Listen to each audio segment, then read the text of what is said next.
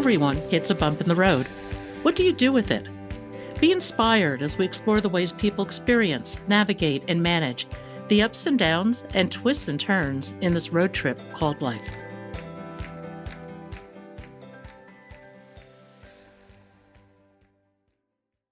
Dr. Maggie Gilewicz is a sociologist and a transformative coach. She helps people understand and navigate their feelings in order to see themselves from an inside out understanding rather than from the outside in. Her book, How to Make Sure Your Life Doesn't Suck, offers an approachable path to personal transformation, and I'm very happy to welcome Maggie to Bump in the Road today. Maggie, welcome to Bump in the Road. If you would, tell us a little bit about your book.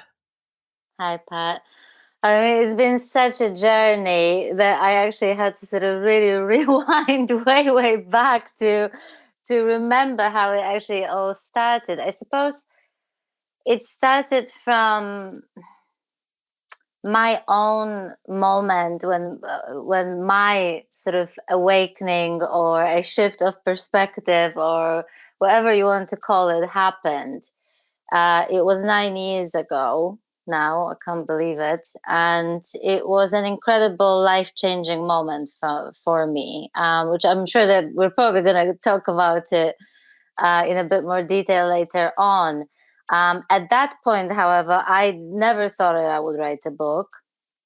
But, I saw how that shift in perspective that I experienced 9 years ago fundamentally changed the way I see life, myself, and everything in it, and other people, my issues, my problems, my mental health issues, my issues, basically, and and so. But it's one of those experiences. If you read any books by, I don't know, Eckhart Tolle or the so-called spiritual teachers, then I'm sure you came across the fact that they speak using a certain language that is not necessarily relatable. And I'm not saying this as a criticism, but a lot of people just don't relate to the language. Not so much what's talked about, but to the language. And No, I'm a big Eckhart Tolle fan, but I know a lot of people that just can't quite get through the books. exactly. And or maybe Osho or anyone else. It really depends where we're at in life. That we then either understand or don't understand, or relate or don't relate, right? With those writings. And so, but I understand where the difficulty comes from, because when you experience something that's so intangible, that just really can't really be put into words. I mean, it can, but it always sort of falls short. It's experiential. You have to It's experience it. experiential, absolutely. And it's so intangible that it's hard. It's hard to explain. So I found myself, I think, first I started having that need to share it with more people. So obviously I do it through my work, and then those people were saying, "Oh, more people should know about this," right? So it actually wasn't other people; it was the young people, sort of university students, that eventually sort of inspired me and pushed me to write that book, because I wanted to see if because let me just rewind. In this country, I don't know about the United States, but in this country, we're really talking about the mental health epidemic among students, Oh, I think it's global and beyond students. right? And of course, of course.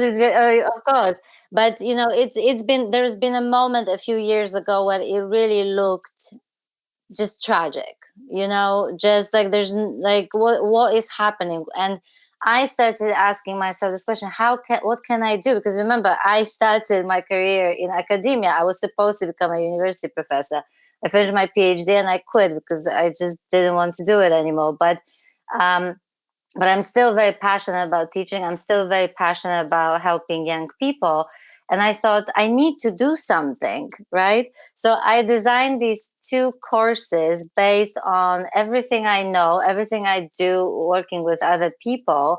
And I thought, I'm going to test drive these courses at university for university students. So I did one in Imperial College London, and then I did it in Hanoi in Vietnam.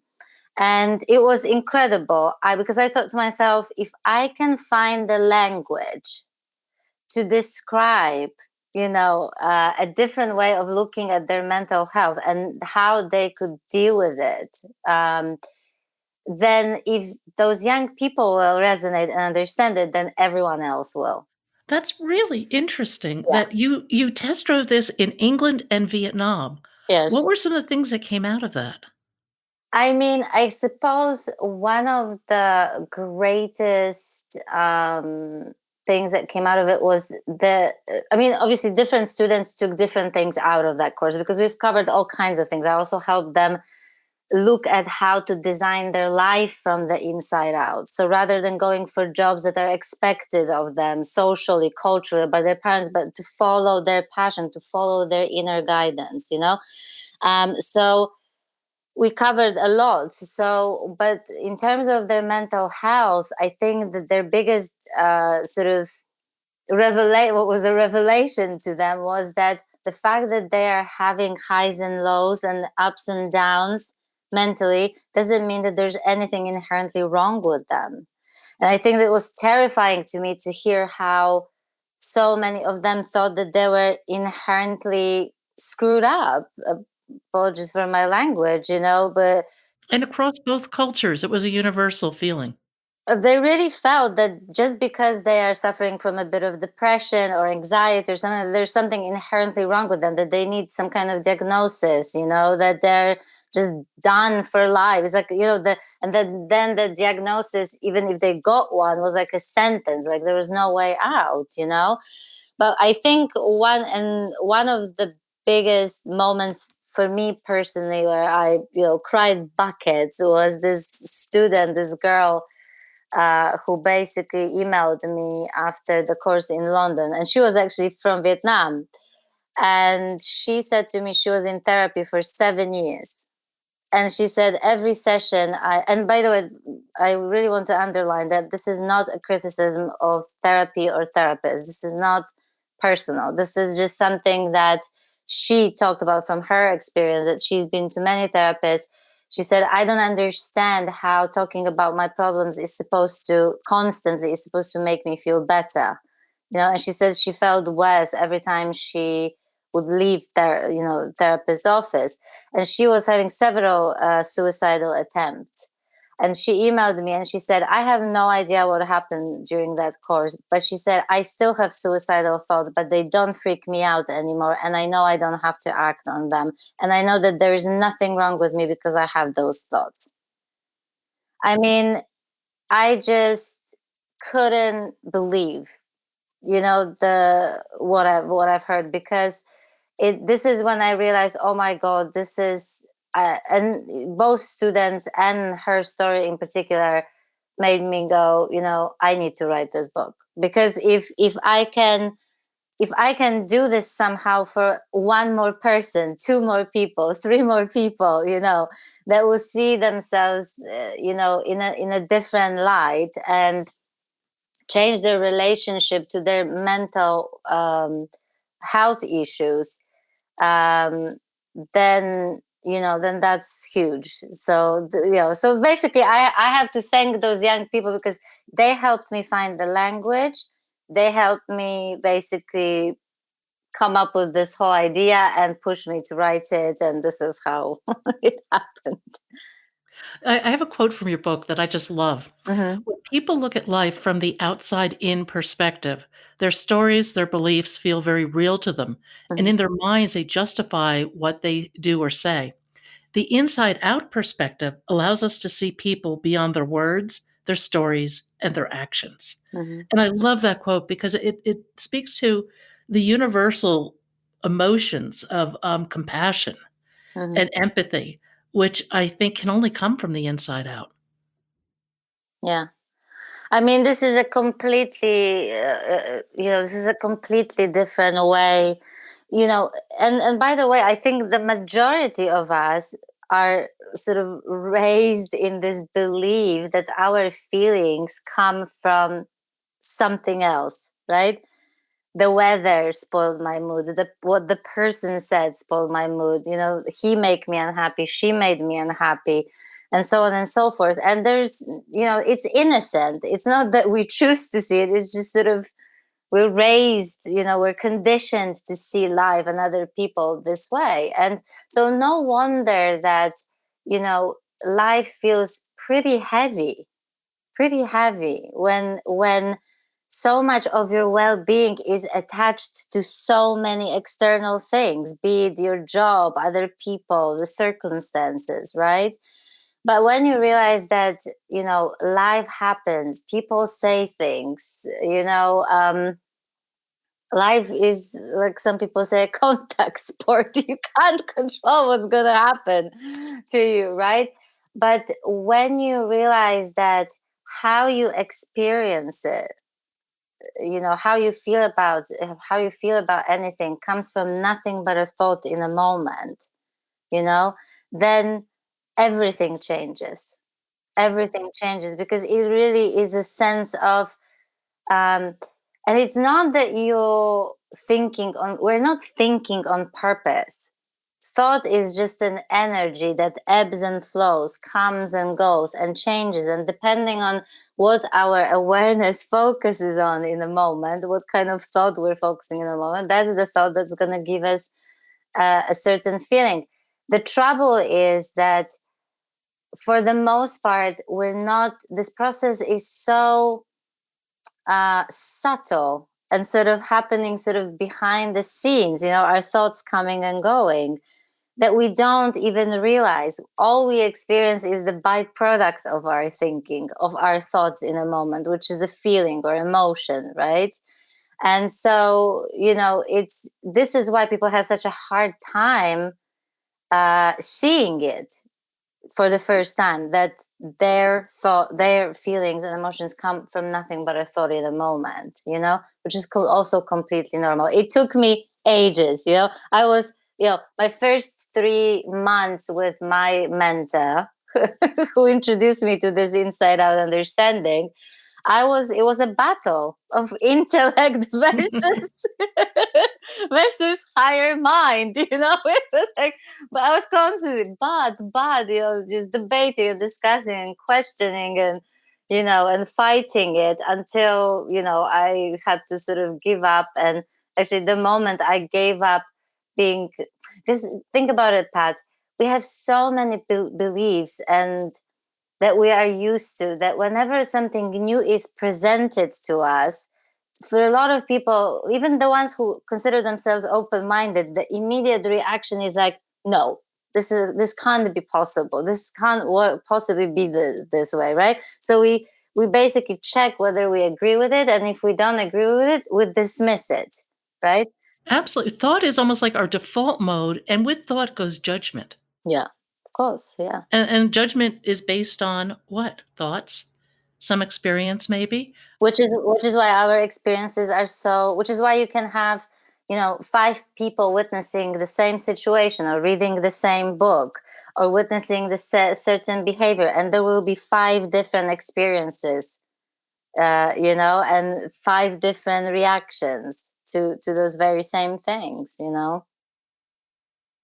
That always amazes me, and I think, for me, I really got into this through meditation, Hmm. and I remember somebody saying to me once that, "Well, I meditate, but my mind's never quiet."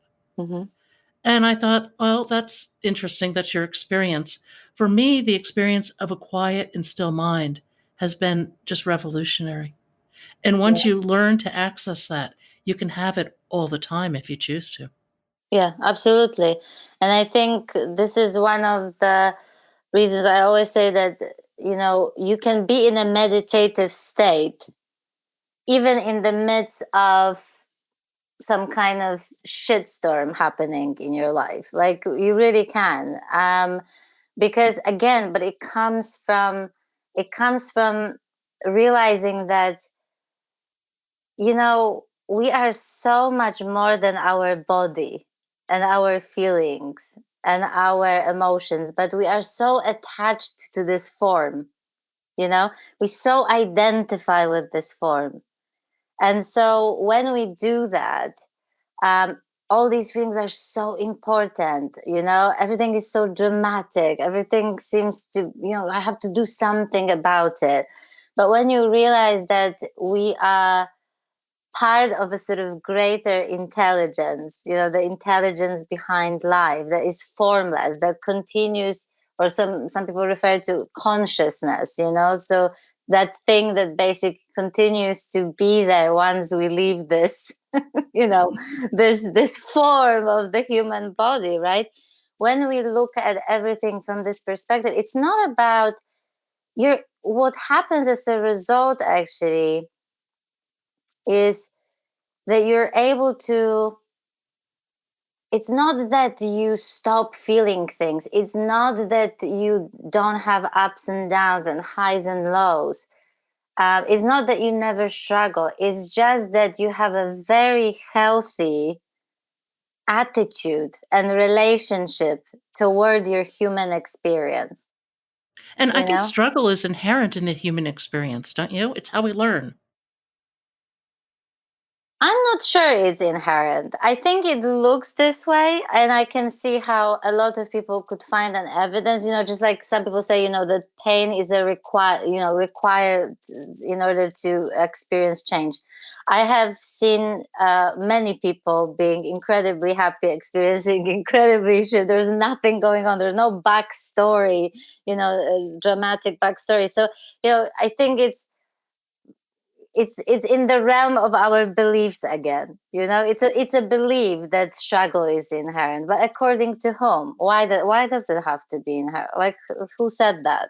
You know what I I mean? like that worldview a lot. Right. So Yeah. it's, I'm not saying that it is or it isn't, because I don't know. It doesn't seem to me to be the case. I don't because think about it, uh, struggle comes from nothing but a thought. This The is sense true. of struggle, right, also comes from a thought. You'll have one person or two people facing the same situation that's painful or challenging, right? One is going to be struggling and another person will not be struggling. What's the difference? The difference is in how they're experiencing it. It's not about one is better or worse, one is less or more enlightened. This has nothing to do with that. It just boils down to what's behind the struggle, What's your perspective? right? What's behind Yeah. the struggle? The struggle comes from if your thoughts are stressful, if your thoughts are anxious, if your thoughts are not helpful, then you struggle.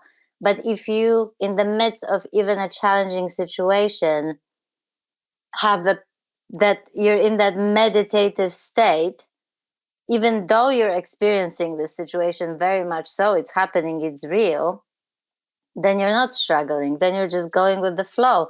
Then you're connected with intuition. You're connected with something greater than yourself that guides you to and tells you what to do or what not to do. Right. So um, this is why I treat that statement that struggle is inherent or pain, that they are sort of required, or that they're part. They are very much part of human experience, but I wouldn't say that they are inherent part No, I of like human that experience. distinction because it goes exactly to what you were saying earlier, that it's how you frame things Mm-hmm, that makes all the difference in terms mm-hmm, of your experience. mm-hmm, mm-hmm. But How either way, it's all. I don't like to use the term made up, because it almost feels as though I'm invalidating something, which is not what I'm doing. I'm just saying that whatever we're experiencing is a thought created concept, thought created reality. It's not the truth, it's just the truth, quote unquote, of the moment, depending on where our minds is, right? how did you, come up with the name of your book? Again, thanks to students. So basically there was a couple of students that approached me after one of the courses, and They said, so basically, you teach us how to make sure our lives don't suck so that we won't have to experience midlife crisis. And it went from there. Yeah. It's such a great name, and the thing I really liked about the book is it's so approachable. Yeah. I mean, it was one of my. I actually found the picture of my sort of board that it was notes where I was planning my book, and one of the best questions I was asked was, "How do you want your readers to feel?" And I made a list of things. It was one of the most, if not the most important part of the process of writing this book at the very beginning, because one of the key things that were important to me was that everyone, regardless of age or where they're at in life, or even in terms of their spiritual growth, where they're at, whether they are into spirituality or not at all, that they will be able to resonate with what I'm saying. And because I knew how so many books that talk to spiritual topics very often are not relatable to many, and again, this is not a criticism of those books, it's just Mhm. because of the way they're written, because of where the people are at. I was on a mission that my book was not going to be one of those books. So actually, a lot of people are surprised because nothing in the title indicates that this book is going in a spiritual direction, when really it is. It's just I wanted to write in a language that would be relatable to everyone as well, and that people, more importantly, will not feel that they're being preached or talked at, or talked down, not to mention, but that it will be conversational. So they'll feel as if we're having just a cup of coffee and just having, exploring these subjects. What advice would you give to somebody facing a bump in the road? Oh man, stop looking outwards for solutions. I think we have this default, again, coming from the way we've been conditioned to look at things. We have this default setting almost, whenever we're struggling, we're looking outwards to find the solution. So it doesn't matter what it is, whether it's asking for somebody's advice, whether it's reaching out for a self-help book, whether it's going to, you know, but it doesn't matter, anything external. And I think when people are really struggling and they reach out for books or advice, in those moments, actually, what happens is they already have so much noise going on in their head. That's why they're struggling.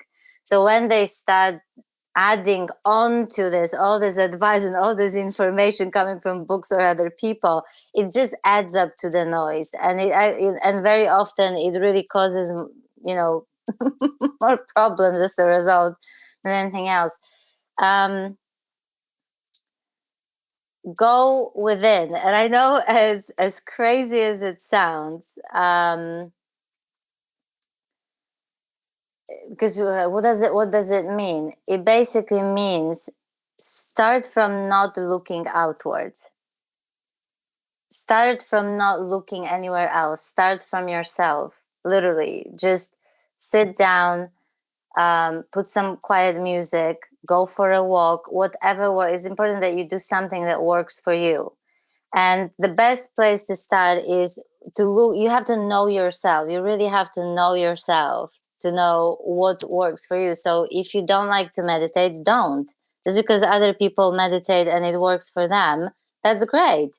But if all you do when you sit down to meditate is getting more frustrated because you can't do it or because you hate it, then it completely contradicts it completely contradicts the purpose of meditation. But I think, oh god, I just lost my point. I was going to go somewhere else with this, and I No, we were completely. talking about going within, and how do you do that? And if you're not accustomed to that, How do you get to know yourself by going within? See, the thing is, Pat, that it's a process. Yeah. It's a process. And I think one of the sort of unfortunate things about there's great things about self-help industry, but also there's lots of sort of unfortunate things is the quick fixes, the to-do list, the techniques, the everything. And all of that has its place and all of it is useful perhaps in some point. But all of it is also very short-lived. So yes, so you're going to do this technique, so you're going to do this exercise and you're going to feel good for a moment, right? I really recommend that you find the books that that speak to the inside out understanding.